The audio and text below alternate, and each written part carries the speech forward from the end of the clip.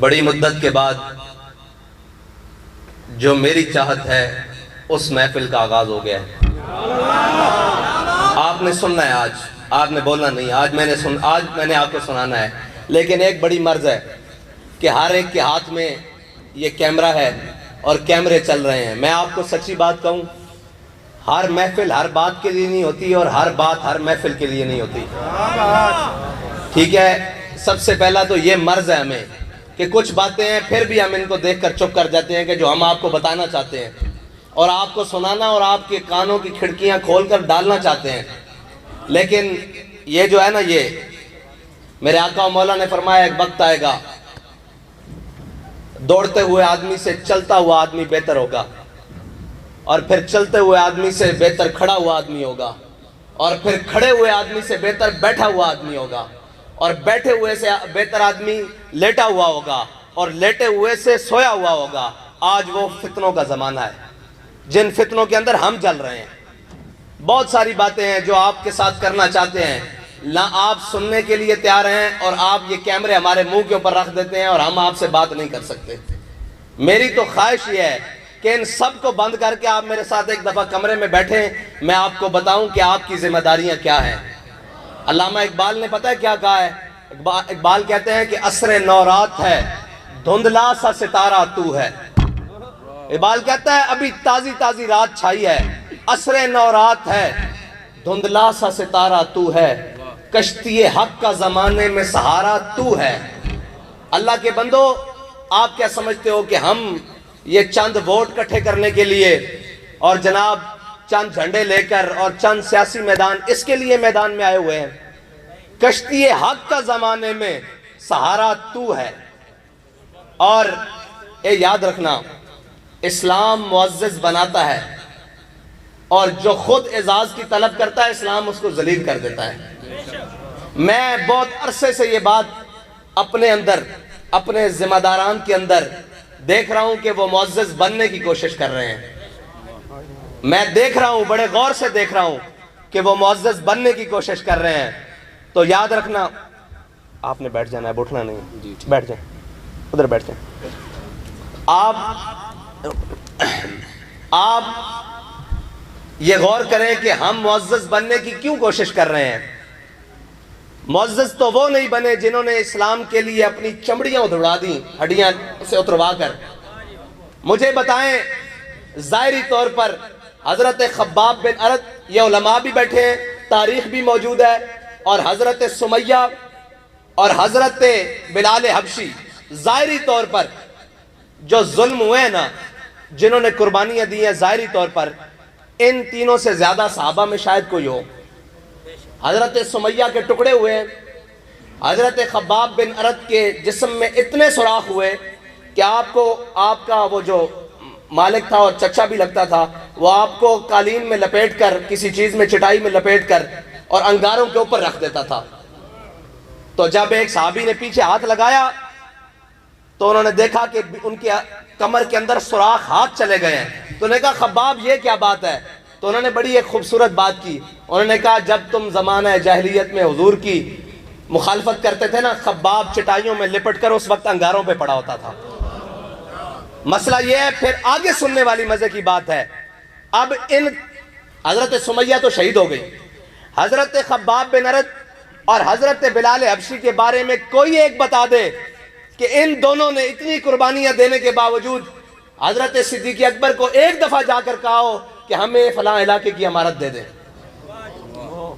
کسی ایک جگہ جا کر یہ کہا ہو کہ ہمیں فلاں جگہ بیت المال کا فلاں حصہ ہمارے حوالے کر دیں، کسی ایک جگہ جا کر کہا ہو؟ نہیں کہا، کوئی ثابت نہیں کر سکتا۔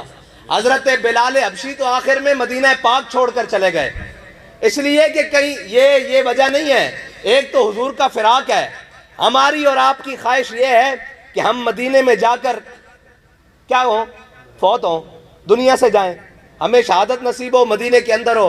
حضرت بلال حبشی مدینہ چھوڑ کر کیوں گئے ہیں؟ ہم بلال حبشی سے بڑے عاشق ہیں، وہ اس لیے نہیں چھوڑ کے گئے، وہ حضور کے دین کی ترویج کے لیے چھوڑ کر گئے ہیں۔ اب اگلی بھی بات سنیں، یہ بڑی خاص باتیں ہیں اور یہ ہضم ہونے والی بھی نہیں ہے. آپ کو بڑا بڑا آزما کر کے بیٹھنا پڑے گا. اگر آپ نے مجھے اس لیے تربیت کے لیے کھڑا کیا ہے تو تربیت ہم نے ان سے پائی ہے جنہوں نے پورے زمانے کی تربیت کی ہے. بیٹھیں, آج آپ نے سننا ہے, حوصلے سے سننا ہے, آگے سنیں. میں نے آپ کو کہا یہ باتیں بھلانی نہیں ہے, یاد رکھنی ہے. اور دوسری بات, حضرت بلال حبشی, حضرت ابو ایوب انصاری, میرے آقا و مولا صلی اللہ علیہ وسلم کو سب سے پہلے مدینہ پاک میں ٹھہرانے والے میزبان رسول ہیں. سب سے پہلے مدینہ پاک میں جن کے گھر حضور ٹھہرے وہ حضرت ابو ایوب انصاری ہیں. جو آپ نے اور میں نے دین کا کنسپٹ بنایا ہوا ہے نا, اور جو آپ اور میں جس طرف جا رہے ہیں, دین تخت پر نہیں آئے گا, یہ میں آپ کو پکی بات کر رہا ہوں. ہاں, ہماری ذات پنپے گی, یہ میں نے پہنا ہوا ہے, اس سے اچھا مہنگا پہن لوں گا, مہنگا تیار ہو کر اور جناب مہنگی گاڑی پر آؤں گا, لیکن دین اس طرح تخت پر نہیں آئے گا. ہاں, جب دین تخت پر آئے گا, دین پھر آپ کو معزز بنائے گا. لیکن اگر آج عزت کی تلاش کرو گے تو دین تمہیں ذلیل کر کے رکھ دے گا.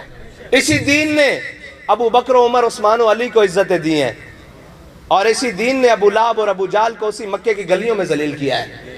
ہاں, یہ یاد رکھنا, جن کا ہم نام لیوائے نا, وہاں ایک رتی برابر ایک پلک جھپکنے کی دیر بھی غداری اور جناب دو نمبری قبول نہیں ہے. یہ بات پکی ہے. حضرت بلال حبشی اور حضرت ابو ایوب انصاری یہ میزبان رسول ہیں, اور انہوں نے حضور سید عالم صلی اللہ علیہ وسلم کو سب سے پہلے اپنے گھر میں ٹھہرایا ہے. لیکن کوئی ثابت نہیں کر سکتا کہ حضور کے دنیا سے تشریف لے جانے کے بعد انہوں نے اپنا بالا خانہ, کیونکہ حضور دوسری منزل پر ٹھہرے ہیں نا, حضرت ابو ایوب انصاری, احادیث کی روایات میں بھی یہ موجود ہے. تو انہوں نے یہ نہیں کہا کہ آؤ میرے گھر میں زیارت کرو. اگر بیٹھ جاتے مدینہ میں کھول کے کہ آؤ میرے گھر میں زیارت کرو, حضور تشریف لائے تھے, آؤ بیٹھ جاؤ. صاحب کو کہتے اس وقت تو اسلام بڑا پھیل چکا تھا, کیسر و کسرا کی سرحد کراس کر چکا تھا.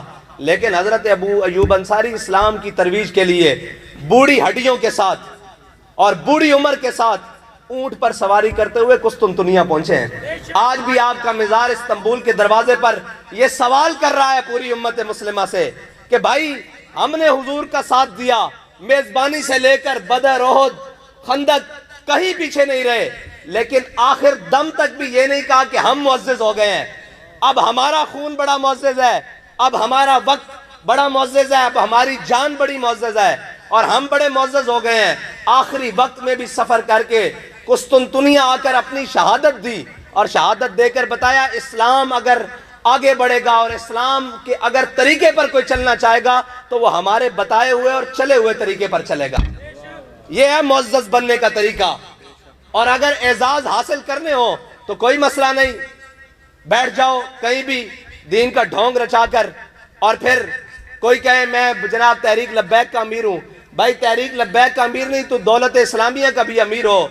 اگر تیری خاک میں ہے نہیں شرر, وہ شرر جو حضرت حیدر کرار کو عطا ہوا ہے, اگر تیرے دل میں وہ خیال نہیں ہے, اگر خیال یہ ہے کہ میں بڑا بن جاؤں, لوگ مجھے اس بات سے جناب پوچھیں کہ جناب یہ فلاں امیر صاحب آ رہے ہیں, یا میں اپنے بارے میں خیال کروں کہ یہ دیکھو لوگوں کی طرف کہ یہ میری طرف دیکھ رہے ہیں, جی میں امیر آ رہا ہوں, اس طرح نہیں بات بنے گی. بھائی عمارتیں قرون اولیٰ سے لے کر آج تک عمارتیں تبدیل بھی ہوتی رہیں, کارکن بھی رہے, قربانیاں بھی دیتے رہے, سارا کچھ دیتے رہے, لیکن اپنے مشن سے پیچھے نہیں ہٹے.